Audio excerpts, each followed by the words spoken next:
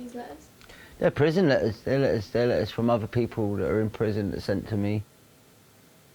It's all kind of art, I think. So that's a lot of what I spend my time doing.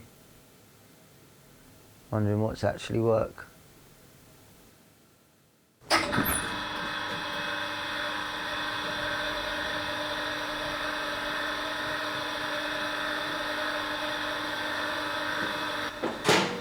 Does that sound right?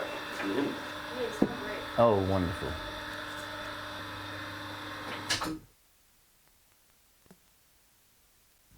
My family come from Donegal in Ireland, but my granddad had to move to Limerick after the British burnt down Cork city centre. My family in Cyprus come from the only mixed village in the whole of Cyprus. It's UN controlled, and it's the UN's longest peacekeeping mission. Both of those islands have been divided by colonialism. So I think that I was bound to be conflicted. Do you know what I mean? I was bound to think, well, who the fuck am I? The importance of old things, the importance of collage even, or layering, is really present in my practice. If I can hold materials that are, or that once were, kind of traumatic or symbolic of trauma, and then turn them into something else, then that means that that past event isn't necessarily stuck.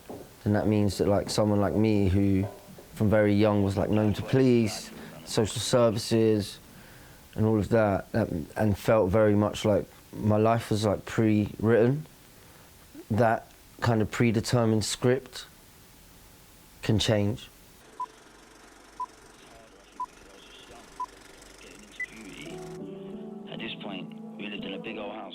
Bapu's Bubbles, episode 1. It's populated by fractured versions of my psyche. John is the polished and pretentious version of me. And then we have DJ Academics, who kind of represents the schoolboy that was deemed disruptive. Mr. Fiddle is our cultural enforcer. He's like a gatekeeper character. Holding it all together is Guy, kind of like a befuddled director. Then there's Riku. Riku is the projection of what my life was meant to be as a lifer. And then there's Bapu, who is excluded, but really the kind of brains behind it all. I guess I'm trying to maybe listen to other parts of me, or some of the experiences I had growing up. There are these places where you didn't talk about how you felt, because it would mean that you felt something. And if you felt something, it would mean that you had the capacity to be weak. That was the culture in street life. That was the culture in any male environment, whether it was an all-boys school, whether it was prison. I think that even the idea of upcycling and becoming new, that's really important to convince people that you don't have to stick to the script.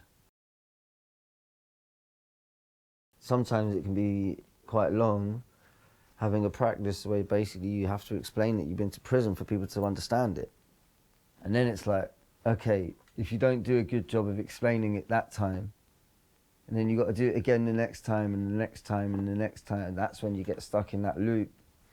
And then that's when you're who's this even for?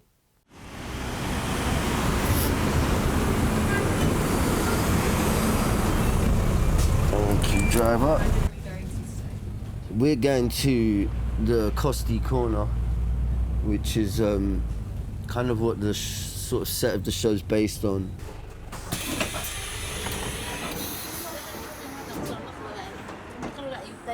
This is where my nan and granddad lived, and my uncle lived, my sister lived.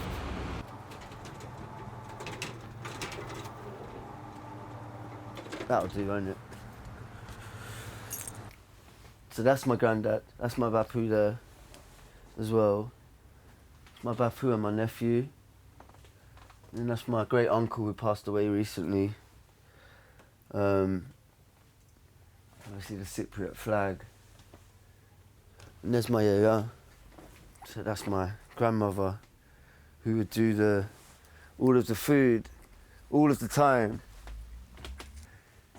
Like, I love how things are kind of positioned in here.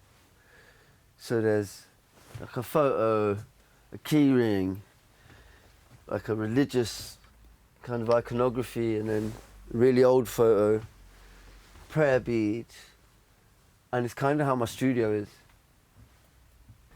That's my Uncle Mark there. Costi Corner, look. Check that out. I remember no one called me Johnny except for my mum. But then when I came out of prison, I kind of rebranded as Johnny. Yeah. And was like, I'm going to be Johnny again.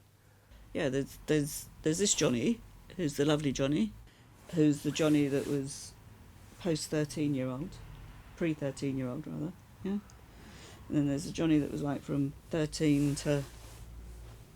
What was my real name? But then, Oreo, he used to call himself Oreo. Everyone used to call me Oreo. Yeah, he was called Oreo. And he used to take me down alleyways to see his artwork, and I used to be like, it's lovely, but, you know, can we get out of here? That was originally our cafe, but then we rented it out to somebody else. And so every year, for their customers and everyone, they put on a barbecue and drinks, and that's what they're all doing over there, celebrating for Christmas. All right.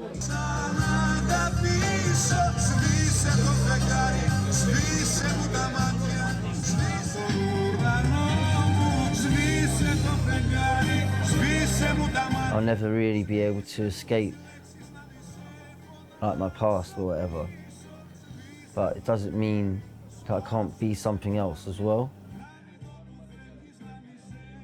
Art has certainly saved my life, you know, but it's not like, oh, I went to art class and everything got better. It's not that. It's like, it's about an attitude, you know. It's about seeing potential in things.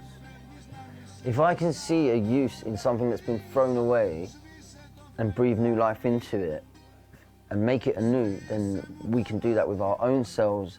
And so, like, the broken bits of you still are valid, they still are worthy. They still might even, like, be like the hard core of you, you know, like they could be the bedrock of you.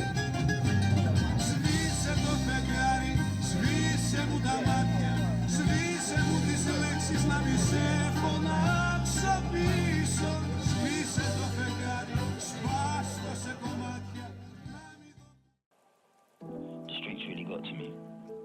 I think I turned the questions into attacks almost. I didn't care about the answers anymore, I just wanted to be against you.